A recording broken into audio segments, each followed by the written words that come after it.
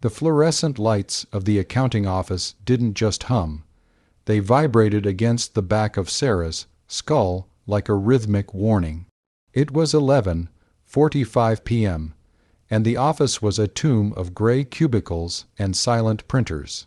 Sarah's fingers froze over her keyboard when she heard it, the distinct, wet sound of a heavy breath right behind her ear. She didn't move. She couldn't. She could smell something foul, like copper and unwashed skin, radiating from the person standing in her blind spot. A cold hand, slick with something she hoped was just sweat, rested gently on her shoulder. "You're still here, Sarah," a voice whispered, too close, too intimate. It was Marcus, the coworker who had been fired 3 days ago for erratic behavior. The security guards had escorted him out, but here he was, standing in a locked building, holding a pair of heavy-duty industrial shears that glinted under the flickering lights.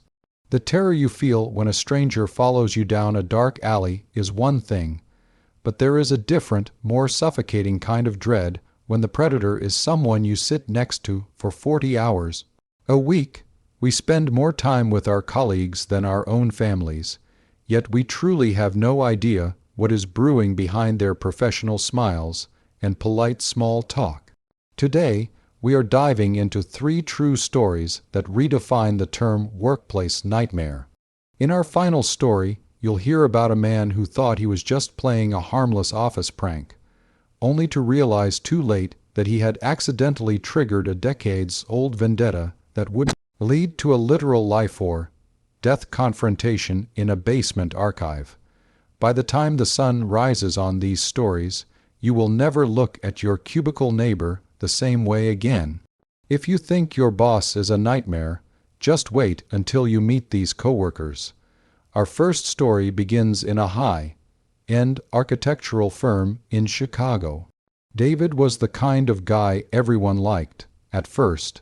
He was sharp, dressed in tailored suits, and had a smile that could sell a bridge to a fish. But David had a secret. He didn't just want to succeed, he wanted to consume.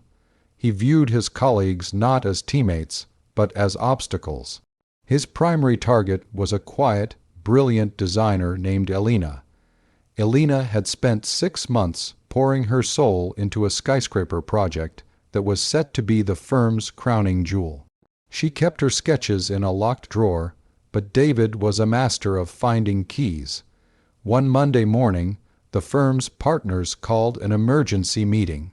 They weren't calling it to praise Elena. They were calling it because the entire project file, the digital blueprints, the physical models, and the cost estimates had vanished. In their place was a series of leaked emails sent from Elena's account, offering to sell the designs to a rival firm for $500,000. Elena stood there, her face draining of color, as the partners showed her the evidence. She tried to speak, but the words died in her throat. David sat across from her, his face a mask of practiced concern, even reaching out to pat her hand in a gesture of fake sympathy. "I'm sure there's an explanation, Elena," he said smoothly. She was fired on the spot and escorted out by security, her reputation in tatters. For the next month, David reigned supreme. He miraculously produced a new set of designs that were almost identical to Elena's, claiming he had been working on them in private as a backup. The partners hailed him as a hero. He got the promotion, the corner office, and a massive bonus. But David forgot one crucial detail about the digital age. He thought deleting the history on a shared server was enough. He didn't realize that the firm had recently installed a new, silent backup system that recorded every keystroke and every login, even those made after hours using someone else's credentials. The karma didn't come from a ghost or a monster. It came from the quietest person in the office, the IT manager, a man named Greg, who Elena had always been kind to. Greg knew Elena wasn't a thief. He spent 3 weeks digging through the deep data packets of the server. On the day David was set to sign his new contract, Greg walked into the boardroom and plugged a thumb drive into the projector. The screen didn't show blueprints. It showed security footage from 3 weeks prior. It showed David entering the office at 3:00 a.m., using a keycard he had stolen from Elena's desk and sitting at her computer. It showed him sending the fake emails to himself. The room went silent. David's smug smile curdled like old milk. He wasn't just fired. He was sued into bankruptcy and eventually faced criminal charges for corporate espionage. Elena was rehired with a public apology and a massive raise. David learned the hard way that when you build a career on a foundation of lies, the collapse is always spectacular. The second story takes us to a remote call center located in an industrial park.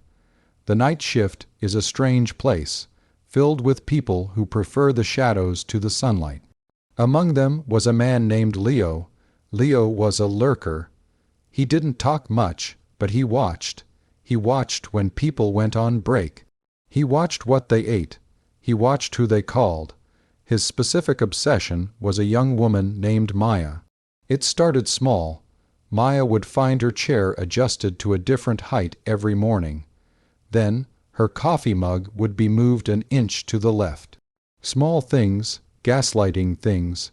Maya tried to laugh it off, telling her friends she had an office ghost. But then the gifts started appearing, not flowers or chocolate, but disturbing things.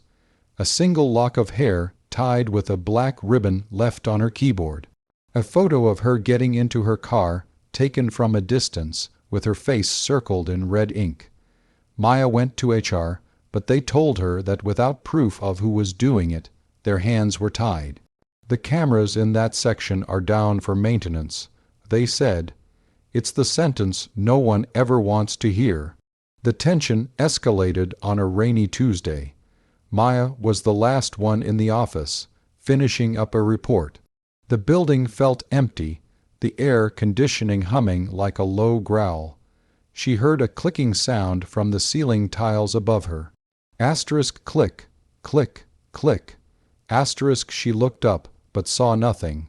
When she turned back to her screen, there was a new message in her internal chat from an unknown user. It said, "You look so tired, Maya.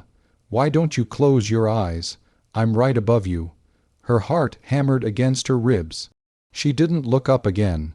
She grabbed her purse and ran for the exit, but the electronic lock wouldn't engage. Someone had overridden the system. She was trapped in the darkened office with a predator who knew every inch of the floor plan. She hid in the supply closet, clutching a letter opener, her breath coming in jagged gasps. She heard footsteps, slow, deliberate, and heavy.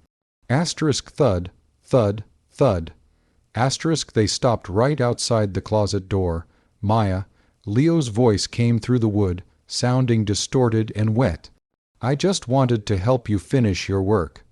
He began to scrape something sharp against the door. The sound of metal on wood was like a scream. But Maya wasn't just a victim. She was a survivor. She had her phone, and she hadn't called the police. She had called the building's overnight janitor, a man named Silas, who she knew was a retired police officer. Just as Leo started to put his weight against the door, the main lights of the office flashed on. Silas was there, but he wasn't alone. He had called the real police the moment Maya described the chat message. Leo was caught red, handed with a literal toolkit of horrors in his backpack. He didn't go back to work. He went to a high-security psychiatric ward. Maya quit the next day, but she never forgot the lesson. The person sitting 3 cubicles down might be living in a completely different, and much darker, reality than you.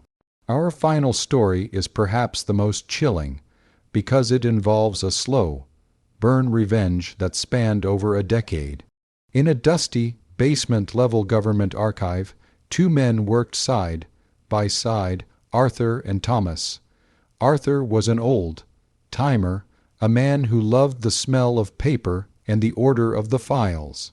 Thomas was younger, arrogant, and hated his job. To amuse himself, Thomas spent years bullying Arthur. He would hide Arthur's medication, accidentally, spill ink on his meticulously organized files, and mock Arthur's stutter in front of the few visitors they received. Arthur never fought back. He would just lower his head, adjust his spectacles, and keep filing. This went on for 12 years. Thomas assumed Arthur was weak. He thought Arthur was a doormat he could step on forever, but Arthur was an archivist. He knew how to find things. He knew where the bodies were buried metaphorically and, as Thomas would find out, literally. Thomas had been skimming small amounts of money from the archive's maintenance fund for years. It wasn't much, just enough to fund a gambling habit. He thought he was clever, using old manual ledger entries that no one looked at anymore. But Arthur looked. Arthur saw every penny that went missing.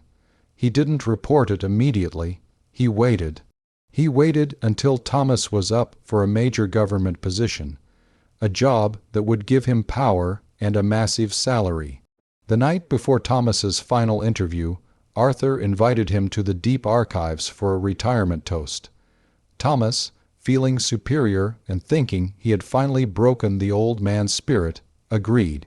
They went down into the sub-basement, a place where the air was thick with the dust of a century. Arthur poured 2 glasses of cheap wine. "To your future, Thomas," Arthur said, his voice steady for the first time in years, and to the past. Thomas drank the wine. Within minutes, his limbs felt like lead, his vision blurred. Arthur hadn't poisoned him to kill him. He had used a potent muscle relaxant. As Thomas slumped into a chair, unable to move or speak, Arthur began to read. He didn't read poetry. He read a detailed, chronological list of every single cent Thomas had stolen, every file he had forged, and every lie he had told to the department. Then Arthur pulled out a heavy iron key. "You always hated this basement, Thomas," Arthur whispered, leaning in close. "You called it a tomb. I think it's time you saw the true depths of it." Arthur dragged Thomas's limp body into a small, hidden storage vault behind a row of shelves, a room that didn't appear on any modern floor plan. He placed a thick file on Thomas's chest. It was the full evidence of his crimes, ready to be discovered by the auditors Arthur had called for the next morning. Arthur didn't lock him in forever. He wasn't a murderer. But he locked the vault door and left Thomas there in the pitch black for 6 hours. 6 hours of total silence, paralyzed and alone with his own thoughts. When the auditors arrived the next morning, followed by the police, they found Thomas huddled in the vault, crying and babbling, surrounded by the physical evidence of his greed. Arthur was nowhere to be found. He had turned in his resignation the night before and vanished into a comfortable retirement, funded by a private collection of rare stamps he had legally curated over 40 years. Thomas went to prison, his brilliant career over before it truly began. Karma has a long memory, especially when it's written down in an archive. These stories serve as a haunting reminder that the people we work with are often strangers wearing masks. We trust them with our professional lives, but we rarely know the secrets they keep when the clock strikes 5.